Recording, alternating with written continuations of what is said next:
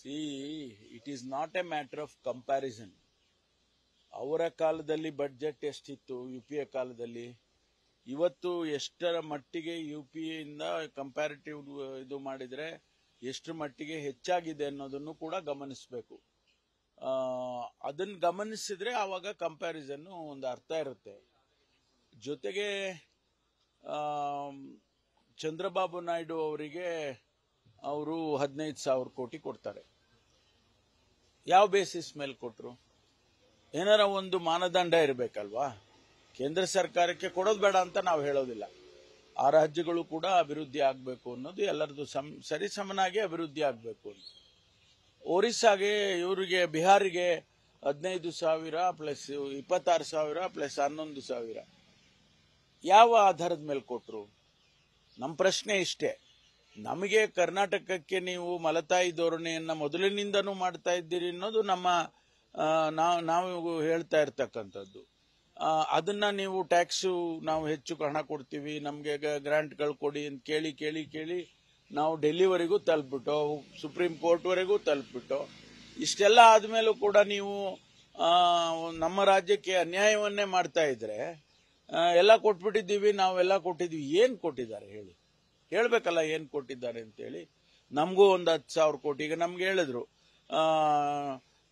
Bhadra project ಅನ್ನ national project ಅಂತ ಮಾಡ್ತೀವಿ ಅಂತ ಹೇಳಿದ್ರು, ಮಾಡಲಿಲ್ಲ. 5,300 ಕೋಟಿ ರೂಪಾಯಿಯನ್ನ ನೀರಾವರಿಗೆ ಇದಕ್ಕೆ ಕೊಡ್ತೀವಿ ಅಂತ ಹೇಳಿದ್ರು, ಅದು ಕೊಡ್ಲಿಲ್ಲ. ನಮಗೆ ಬರಬೇಕಾಗಿದ್ದ ಲೆಜಿಟಿಮೇಟ್ ಆಗಿ ನಮಗೆ ಬರಬೇಕಾದಂತ ಗ್ರಾಂಟ್ಗಳನ್ನ ಕೂಡ ಸರಿಯಾದ ಸಮಯಕ್ಕೆ ಕೊಡ್ಲಿಲ್ಲ. ಈಗ ಫ್ಲಡ್ಡಿಂಗ್ ಆಗ್ತಾ ಇದೆ. ನಾವು ಡ್ರಾಟ್ಗೆ ಕೇಳೋದು 36,000 ಕೋಟಿ ರೂಪಾಯಿ ನಷ್ಟ ಆಗಿದೆ. ನಮ್ಗೆ ಅಷ್ಟು ಬೇಡಪ್ಪ, ನಮ್ಗೆ 12,000 ಕೋಟಿ ಕೊಡಿ ಅಂತ ನಾವು ಬೇಡಿಕೆ ಇಟ್ಟಿದ್ದು, ಅದಕ್ಕೂ ಕೊಡ್ಲಿಲ್ಲ. ಆಮೇಲೆ ನಾವು ಗಲಾಟೆ ಮಾಡಿದ ಮೇಲೆ ಒಂದಿಷ್ಟು 3,624 ಕೋಟಿ ರಿಲೀಸ್ ಮಾಡಿದ್ರು. ಈ ರೀತಿ ಮಲ್ತಾಯಿ ಧೋರಣೆಯನ್ನ ತೋರಿಸ್ತಾ ಇದ್ದು ಬೆಂಗಳೂರಿಗೆ ಬಂದು ನಾನು ಎಲ್ಲ ಚೆನ್ನಾಗಿ ಹಣ ಕೊಟ್ಟಿದ್ದೀನಿ ಅಂತ ಹೇಳಿದ್ರೆ ಏನಾದ್ರೂ ಅರ್ಥ ಇದೆಯಾ? ಏನಾರ ಅರ್ಥ ಇದೆಯಾ? ಅವರು ನಮ್ಮ ರಾಜ್ಯದಿಂದ ರಾಜ್ಯಸಭಾ ಮೆಂಬರ್ ಆಗಿದ್ದಾರೆ, ಅದು ಒಂದು ಕಡೆ ಇರಲಿ, ಅದು ಪೊಲಿಟಿಕಲ್. ಆದ್ರೆ ಎಲ್ಲ ರಾಜ್ಯಗಳಿಗೂ ಸರಿಸಮನಾಗಿ ನೋಡ್ಬೇಕಲ್ವಾ? ಅದನ್ನ ನಾವು ಕೇಳ್ತಕ್ಕಂಥದ್ದು. ಈ ಬೆಂಗಳೂರು ಬರೀ ಬೆಂಗಳೂರು ಕರ್ನಾಟಕ ಅಂತ ಟ್ರೀಟ್ ಮಾಡಬಾರ್ದು. ಅವರು ಬೆಂಗಳೂರು ಇಡೀ ದೇಶದ ಒಂದು ಪ್ರತಿಷ್ಠಿತವಾದಂತ ನಗರ, ಪ್ರಪಂಚದ ಗಮನವನ್ನ ಸೆಳೆದಿರ್ತಕ್ಕಂಥ ನಗರ. ಅದನ್ನ ನಾವು ಬೆಂಗಳೂರನ್ನ ಇಂಡಿಯಾ ಹಾಗೆ ಅಂತೇಳಿ ಬೆಳೆಸಬೇಕು. ಯಾವ ರೀತಿ ಡೆಲ್ಲಿ ಬೆಳೆಸಬೇಕು, ಬೊಂಬೈ ಬೆಳೆಸಬೇಕು, ಕರ್ನಾಟಕ ಅಂತ ಅಲ್ಲದೆ ಇದ್ರು ನೀವು ಒಂದು ರಾಷ್ಟ್ರದ ಪ್ರತಿಷ್ಠಿತ ನಗರ ಅಂತೇಳಿ ಇಡೀ ಪ್ರಪಂಚಕ್ಕೆ ತೋರಿಸ್ಬೇಕಲ್ವಾ? ಅದಕ್ಕಾಗಿ ನಾವು ಕೇಳೋದಷ್ಟೇ, ಬೇರೆ ಏನಿಲ್ಲ. ಏನಂತ ಮಾತಾಡ್ತೀರಿ? ಅಲ್ಲಿ ಹೋಗಿ ಇದೇ ಹೇಳ್ಬೇಕಲ್ವಾ? ಇದೇ ಹೇಳಿ ಜಗಳ ಆಡ್ಕೊಂಡು ಬರಬೇಕು. ಮಮತಾ ಬ್ಯಾನರ್ಜಿ ಅವರು ಯಾವ ರೀತಿ ಅವರು ವಾಕೌಟ್ ಮಾಡಿದ್ದಾರೆ, ಅದೇ ರೀತಿ ನಮ್ಮವರು ಹೋಗಿ ಅಲ್ಲಿ ವಾಕೌಟ್ ಮಾಡಬೇಕಾಗಿತ್ತು. ಈ ಪ್ರಶ್ನೆ ಏನು ಅಂತ ಹೇಳಿದ್ರೆ, ನೀವು ಯಾವ ರೀತಿ ನೀವು ರಾಜ್ಯಗಳನ್ನ ನಡೆಸ್ಕೊಳ್ತೀರಿ? ಒಕ್ಕೂಟದ ವ್ಯವಸ್ಥೆಯನ್ನ ನಮ್ಮ ಸಂವಿಧಾನದಲ್ಲಿ ಮಾಡಿಟ್ಟು ಹೋಗಿದ್ದಾರೆ. ಫೆಡರಲ್ ಸ್ಟ್ರಕ್ಚರ್ ಹೀಗಿರಬೇಕು ಅಂತ. ಬಾಬಾ ಸಾಹೇಬ್ ಅಂಬೇಡ್ಕರ್ ಅವರೇ ಹೇಳಿದ್ದಾರೆ, ಸೆಂಟರ್ ಸ್ಟ್ರಾಂಗ್ ಆಗಿರಬೇಕು, ಸ್ಟೇಟ್ ಸೆಂಟರ್ ರಿಲೇಶನ್ಶಿಪ್ ಯಾವತ್ತೂ ಕೂಡ ಹೆಲ್ದಿ ಆಗಿರಬೇಕು ಅಂತೇಳಿ ಕಾನ್ಸ್ಟಿಟ್ಯೂಷನ್ ಇದರಲ್ಲಿ ಹೇಳಿದ್ರು. ಅದೇ ರೀತಿಯಲ್ಲಿ ನಾವು ಹೆಲ್ದಿ ಆಗಿರ್ಬೇಕಲ್ವಾ? ಪಾದಯಾತ್ರೆ ಮಾಡ್ತಾ ಇದ್ದಾರೆ ಬಿಜೆಪಿ ಜೆಡಿಎಸ್.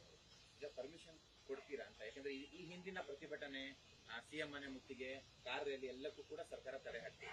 ಪಾದಯಾತ್ರೆಗೆ ಅನುಮತಿ ಸಿಗುತ್ತೆ? ನಾವು ಪಾದಯಾತ್ರೆಗೆ ಕೊಡೋದಿಲ್ಲ, ಪಾದಯಾತ್ರೆಗೆ ಅನುಮತಿಯನ್ನ ಕೊಡೋದಿಲ್ಲ. ಅವ್ರು ಮಾಡಿದ್ರೆ ಅವ್ರು ಮಾಡ್ಲಿ, ನಾವೇನ್ ಬೇಡ ಅಂತ ಹೇಳೋದಿಲ್ಲ. ಆದ್ರೆ ನಾವು ಅಧಿಕೃತವಾಗಿ ಪೊಲೀಸ್ ಇಲಾಖೆಯವರು ಪರ್ಮಿಷನ್ ಕೊಡೋದಿಲ್ಲ. ನಿರ್ಮಲಾ ಸೀತಾರಾಮನ್ ಅವರು ಇನ್ನೊಂದು ಹೇಳಿಕೆ ಕೊಟ್ಟಿದ್ದಾರೆ. ಹೇಳಿದ್ದಾರೆ, ಲಾ ಅಂಡ್ ಆರ್ಡರ್ ಸಿಚುಯೇಷನ್ ಇಂದ ಸ್ಟೇಟ್ ಅಲ್ಲಿ ಬಂದು ಇನ್ವೆಸ್ಟ್ಮೆಂಟ್ಸ್ ಬರ್ತಾ ಇಲ್ಲ, ಎಷ್ಟೊಂದು ಕಂಪನಿಗಳು ಹೋಗ್ತಿದೆ, ನನ್ನ ಕಂಪನಿಗಳ ಹೆಸರು ತಗೊಳ್ಳಲ್ಲ ಅಂತ ಹೇಳಿದ್ದಾರೆ. ನೋಡಿ, ಅನೇಕ ಕಾರಣಗಳಿಂದ ಕಂಪನಿಗಳು ಹೊಸದಾಗಿ ಬರ್ತಕ್ಕಂಥವು ಯಾವ್ದಾದ್ರೂ ಕೂಡ ಒಂದೆರಡು ಕಂಪನಿಗಳು ಆಪ್ಷನ್ಸ್ ಅನ್ನ ಅವ್ರು ಇಟ್ಕೊಂಡೇ ಬರ್ತಾರೆ.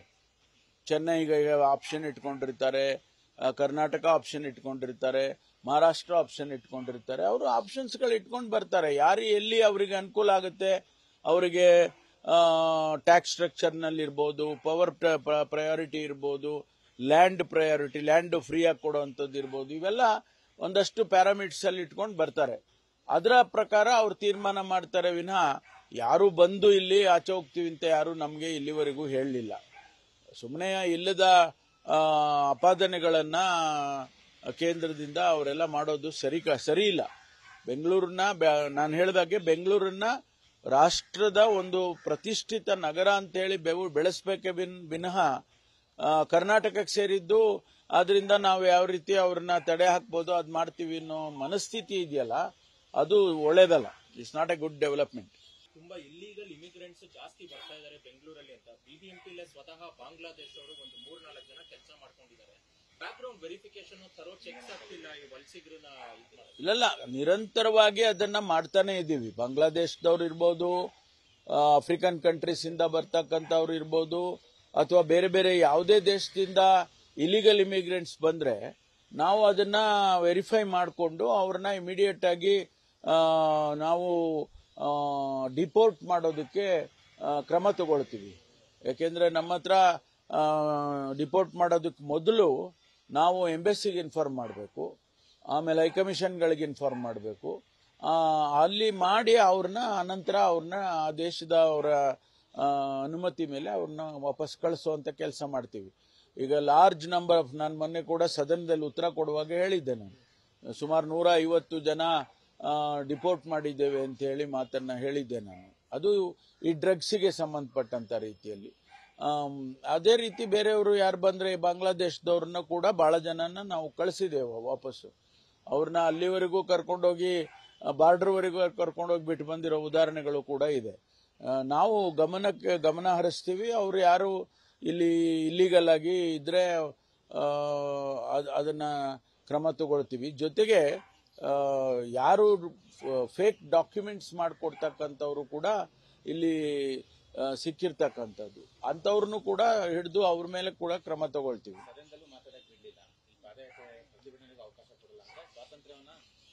ಇಲ್ಲ, ಅವ್ರು ಪ್ರತಿಭಟನೆ ಮಾಡ್ಕೊಳ್ಳಿ. ನಾವು ಅನುಮತಿ ಹೆಂಗೆ ಅಂದ್ರೆ ಲೀಗಲ್ ಮ್ಯಾಟರ್ಸ್ ಅನೇಕ ಇರ್ತಾವೆ, ಅದಕ್ಕೋಸ್ಕರ ನಾವು ಕೊಡೋದಿಲ್ಲ. ನಮಗೂ ಕೊಟ್ಟಿರ್ಲಿಲ್ಲ. ನಾವು ಪಾದಯಾತ್ರೆ ಹಾಗೆ ಮಾಡಿದ್ವಿ. ಅಲ್ಲಲ್ಲ, ನಾವೇ ಮಾಡಿದ್ವಲ್ಲ. ಅವ್ರು ಮಾಡೋದಕ್ಕೆ ನಾವೇನು ತಡೆ ಹಾಕೋದಕ್ಕೆ ಹೋಗೋದಿಲ್ಲ. ಅವರು ಪರ್ಮಿಷನ್ ನಾವು ಕೊಡೋದಿಲ್ಲ. ಅವರು ಫೆಸಿಲಿಟೇಟ್ ಮಾಡಿ ಅವ್ರಿಗೆ ಯಾವುದು ತೊಂದರೆ ಆಗ್ದಂಗೆ ಹೋಗ್ಲಿಕ್ಕೆ ಬಿಡ್ತೀವಿ. ಅದು ನಮ್ಮ ಪಕ್ಷದ ಅಧ್ಯಕ್ಷರು ತೀರ್ಮಾನ ಮಾಡ್ತಾರೆ. ಮಾನ್ಯ ಶಿವಕುಮಾರ್ ಅವರು ಈಗಾಗಲೇ ಅದಕ್ಕೆ ಬೇಕಾದಂತ ರಣನೀತಿಯನ್ನ ಮಾಡ್ತಾ ಇದ್ದಾರೆ. ಅದನ್ನ ಮಾಡಿ ನಾವು ಕೂಡ ಕೌಂಟರ್ ಮಾಡಲೇಬೇಕಲ್ಲ. ಇದು ರಾಜಕೀಯ, ಅವರು ರಾಜಕೀಯ ಮಾಡ್ತಿದ್ದಾರೆ, ರಾಜಕೀಯ ಮಾಡ್ತಾ ಇದ್ದಾರೆ, ನಾವು ರಾಜಕೀಯ ಮಾಡಬೇಕಾಗ್ತದೆ. ಆದ್ರೆ ಸರ್ಕಾರವನ್ನು ಉಪಯೋಗಿಸ್ಕೊಂಡು ರಾಜಕೀಯ ಮಾಡೋದಿಲ್ಲ. ನಾವು ಪಕ್ಷದ ವತಿಯಿಂದ ರಾಜಕೀಯ ಮಾಡ್ತೀವಿ. ನಾವು ಹೇಳಿದ್ದೇವೆ ನೋಡಿ, ಇಲ್ಲಿ ಯಾವುದೇ ಕಾನೂನು ಬಾಹಿರವಾದಂತ ಕೆಲಸ ನಡೆದಿಲ್ಲ. ಅದು ಒಂದು ವೇಳೆ ನಡೆದಿದೆ ಅಂತೇಳಿ ನಿಮ್ಗೆ ಅನಿಸ್ತಾ ಇರೋದ್ರಿಂದ ನಾವು ಒಂದು ಕಮಿಷನ್ ಮಾಡಿದ್ದೇವೆ, ಟರ್ಮ್ಸ್ ಆಫ್ ರೆಫರೆನ್ಸ್ ಕೊಟ್ಟಿದ್ದೇವೆ. ಕಮಿಷನ್ ಮಾಡಿದ ಮೇಲೆ ಇಷ್ಟು ಧೈರ್ಯವಾಗಿ ನಾವು ಒಂದು ಸರ್ಕಾರ ನಮ್ಮ ಮೇಲೆ ಆಪಾದನೆ ಬಂದಾಗ ನಾವು ಕಮಿಷನ್ ಮಾಡ್ತೀವಿ ಅಂದ್ರೆ ಏನರ್ಥ? ಅಲ್ಲಿಗೆ ಕಮಿಷನ್ ನಲ್ಲಿ ಏನು ವರದಿ ಬರುತ್ತೆ ನಾವು ಹೇಳಕ್ ಬರುತ್ತಾ? ಒಂದು ವೇಳೆ ತಪ್ಪು ಅಂತ ಬಂದ್ರೆ ಅದಕ್ಕೆ ಏನ್ ಕ್ರಮ ತಗೋಬೇಕೋ ತಗೊಳಕಾಗತ್ತೆ. ಅಲ್ಲಿವರೆಗೂ ಅವರು ಸಮಾಧಾನದಿಂದ ಇರದೆ ರಾಜಕೀಯ ಮಾಡ್ತಾ ಇದ್ದಾರೆ ಅಂದ್ರೆ ನಾವು ಕೂಡ ರಾಜಕೀಯ ಮಾಡ್ತೀವಿ. ಡ್ರಗ್ಸ್ ವಿರೋಧಿ ಅಭಿಯಾನ ಆಗ್ತಾ ಇದೆ ಈಗ. ಅದು ಸ್ಟೂಡೆಂಟ್ಸ್ ಬಳಸ್ಕೊಂಡು ಇನ್ಫಾರ್ಮರ್ಗಳಾಗಿ ಪೊಲೀಸ್ನವರು ಈ ಡ್ರಗ್ಸ್ ಕೊಲೆಗಳು ಮಾಡೋದು ಐಡೆಂಟಿಫೈ ಮಾಡ್ತಿದ್ದಾರೆ. ಆದ್ರೆ ಸ್ಟೂಡೆಂಟ್ಸ್ ಗಳಿಗೆ ಡ್ರಗ್ಸ್ ಕೊಟ್ಟು ಪೊಲೀಸ್ನವರು ಆ ರೀತಿಯ ಶೋಷಣೆ, ಅಡುಗೋಡಿ ಶೋಷಣೆ ಒಂದಿಷ್ಟು ಆ ತರದಾಗಿದೆ ಸರ್. ನೋಡಿ, ನಾವು ಡಿಕಾಯ್ಗಳನ್ನ ಕಳಿಸ್ತೇವೆ. ನಮಗೆ ಬೇರೆ ಬೇರೆ ಪದ್ಧತಿಗಳಿದೆ ಪೊಲೀಸ್ನವ್ರಿಗೆ, ಅದನ್ನೆಲ್ಲ ಅವರು ಉಪಯೋಗ ಮಾಡ್ತಾರೆ. ಈಗ ನಾವು ಬಹಳ ದೊಡ್ಡ ಪ್ರಮಾಣದಲ್ಲಿ ಅಭಿಯಾನವನ್ನ ಮಾಡ್ತಾ ಇದ್ದೇವೆ. ಶಾಲಾ ಕಾಲೇಜುಗಳಿಗೆ ನಮ್ಮ ಆಫೀಸರ್ಸ್ ಹೋಗ್ತಿದ್ದಾರೆ, ತಿಂಗಳ ಅಲ್ಲಿ ಮಾಹಿತಿಗಳು ಕೊಡ್ತಾ ಇದ್ದಾರೆ. ಮತ್ತು ಯಾರಾದರೂ ವಿದ್ಯಾರ್ಥಿಗಳು ಅದರಲ್ಲಿ ಭಾಗಿಯಾಗಿದ್ದಾರೆ ಅಂತೇಳಿ ಮಾಹಿತಿಗಳು ಸಿಕ್ಕಿದ್ರೆ ಇಮಿಡಿಯೇಟ್ ಆಗಿ ಕ್ರಮ ತಗೊಳ್ತೀವಿ. ಅದನ್ನೆಲ್ಲ ಮಾಡಿ ಈಗ ಡ್ರೈವು ನಿರಂತರವಾಗಿ ನಡೀತಾ ಇದೆ, ಯಾವ ನಿಲ್ಸಿಲ್ಲ ನಾವು.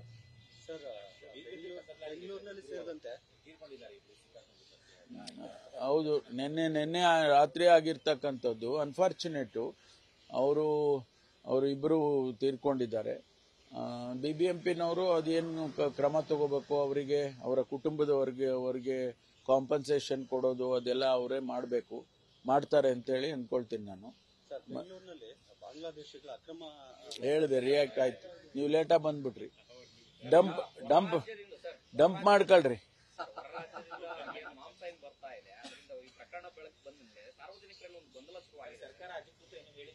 ಕೊಟ್ಟಿದ್ದೀನಲ್ಲ ನಾನು ಇವತ್ತೆಲ್ಲ ಮಾಧ್ಯಮದಲ್ಲೆಲ್ಲ ಬಳದು.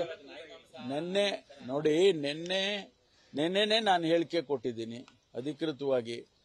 ನಮಗೆ ವರದಿ ಅಲ್ಲಿ ಗಲಾಟೆ ಆಗಿ ರೈಲ್ವೆ ಸ್ಟೇಷನ್ ಗಲಾಟೆ ಆದ್ಮೇಲೆ ಹೆಲ್ತ್ ಡಿಪಾರ್ಟ್ಮೆಂಟ್ನವರು, ಪೊಲೀಸ್ನವರು ಆ ಸ್ಯಾಂಪಲ್ನೆಲ್ಲ ತಗೊಂಡು ಅವರು ಲ್ಯಾಬೊರೇಟರಿಗೆ ಕಳಿಸಿ ಅದರ ವರದಿ ಬಂದಿದೆ. ವರದಿಯಲ್ಲಿ ಅದು ಮೇಕೆ ಮಾಂಸ, ನಾಯಿ ಮಾಂಸ ಅಲ್ಲ ಅಂತೇಳಿ ಅವರು ಹೇಳಿದ್ದಾರೆ. ಅದನ್ನೇ ನಾನು ಕೂಡ ನಿನ್ನೆ ದಿವಸ ಮಾಧ್ಯಮಕ್ಕೆ ಹೇಳಿದ್ದೇನೆ. ಹೌದು, ಸುಳ್ಳು ಆರೋಪ. ಅವ್ರ ಮೇಲೆ ಈಗಾಗಲೇ ಕ್ರಮ ತಗೊಂಡಿದೀವಲ್ಲ. ಅವ್ರು ಯಾರ್ಯಾರು ಮಾಡಿದ್ರು ಅವ್ರನ್ನೆಲ್ಲ ಪುನೀತ್ ಕೆರೆಹಳ್ಳಿ ಅಂಡ್ ಕಂಪನಿ ಅವ್ರ ಮೇಲೆ ನಾವು ಈಗಾಗಲೇ ಕ್ರಮ ತಗೊಂಡಿದ್ದೇವೆ. ಈ ರೀತಿ ಗೊಂದಲ ಸೃಷ್ಟಿ ಮಾಡ್ತಕ್ಕಂಥದ್ದು ಸಮಾಜದಲ್ಲಿ ಆಗಬಾರ್ದು ಅಂತ ಹೇಳಿ, ನಿಜವಾಗೂ ಆಗಿದ್ರೆ ಅವ್ರ ಮೇಲೆ ಕ್ರಮ ತಗೊಳ್ಳೋಣ. ಯಾರು ಒಂದು ವೇಳೆ ನಾಯಿ ಮಾಂಸ ತಂದು ಮಾರಾಟ ಮಾಡ್ತಾರೆ ಅನ್ನೋದೇ ನಿಜ ಆದ್ರೆ ಅವ್ರ ಮೇಲೆ ಖಂಡಿತವಾಗಿ ಕ್ರಮ ತಗೊಳ್ತೀವಿ. ಆದ್ರೆ ಈಗ ಅವರು ಬಹಳ ದಿವಸದಿಂದ ಆ ಕೆಲಸ ಮಾಡ್ತಾ ಇದ್ರು, ಇಂಪೋರ್ಟ್ ಮಾಡಿ ಬೇರೆ ರಾಜ್ಯದಿಂದ ತಗೊಂಡು ಬಂದು ಮಾರಾಟ ಮಾಡ್ತಾ ಇದ್ರು ಅಂತ ಹೇಳಿ. ಇದೇನು ಹೊಸದೇನಲ್ಲ. ಆದ್ರೆ ಈಗ ಇದ್ದಕ್ಕಿದ್ದಂಗೆ ಅವರು ನಾಯಿ ಮಾಂಸ ತಂದು ಮಾರಾಟ ಮಾಡ್ತಾರೆ ಅಂತ ಹೇಳುವಾಗ ಸ್ವಾಭಾವಿಕವಾಗಿ ಗೊಂದಲ ಸೃಷ್ಟಿಯಾಗ್ತದೆ. ಜನಗಳ ಮನಸ್ಸಲ್ಲಿ ಯಾವುದಪ್ಪ ಇದೇನೋ ಈ ರೀತಿ ಇರ್ಬೋದಾ ಏನೋ ಅಂತ ಹೇಳಿ ನಾನು ಸ್ಪಷ್ಟೀಕರಣ ಕೊಡ್ತಾ ಇದ್ದೀನಿ. ನಮ್ಮ ಇವತ್ತು ಕನ್ಸೈನ್ಮೆಂಟ್ ಏನು ಬಂದಿತ್ತು ಅದರ ಪ್ರಕಾರ ಅಲ್ಲಿ ಮೇಕೆ ಮಾಂಸ ಅಂತ ಹೇಳಿ ವರದಿಯಲ್ಲಿ ಬಂದಿದೆ. ಗೊತ್ತಿಲ್ಲ, ಅದನ್ನ ನಾವು ಫೈಂಡ್ ಔಟ್ ಮಾಡ್ತಾ ಇದ್ದೀವಿ. Police is looking in all directions.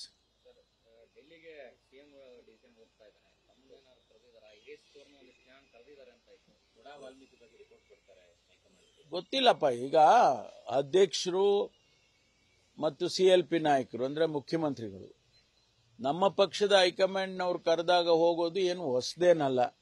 ಹಾಗಾಗಿ ಕರೀತಾ ಇರ್ತಾರೆ. ಈಗ ನಾನು PCC ಅಧ್ಯಕ್ಷ ಇದ್ದಾಗಲೂ ಕೂಡ ಅವತ್ತಿನ CLP ನಾಯಕರು ಇದೇ ಸಿದ್ದರಾಮಯ್ಯನವರು ಕೂಡ ಇದ್ರು. ಅವಾಗ ನಾವಿಬ್ರು ಹೋಗ್ತಾ ಇದ್ದೋ. ನಮಗೆ ಕೆಲವು ಸೂಚನೆಗಳನ್ನ ಪಕ್ಷದ ವತಿಯಿಂದ ಮತ್ತು ಸರ್ಕಾರಕ್ಕೆ ಎಲ್ಲ ಸೂಚನೆಗಳನ್ನು ಕೊಡೋರು. ಅದೇ ಪ್ರಕಾರ ಹೋಗಿ ಬರ್ತಾರೆ. ಅದೇನು ಹೊಸದೇನಲ್ಲ. ಅದಕ್ಕೇನು ಬೇರೆ ಬೇರೆ ಅರ್ಥ ಕಲ್ಪಿಸೋ ಅಂತ ಅಗತ್ಯ ಇಲ್ಲ.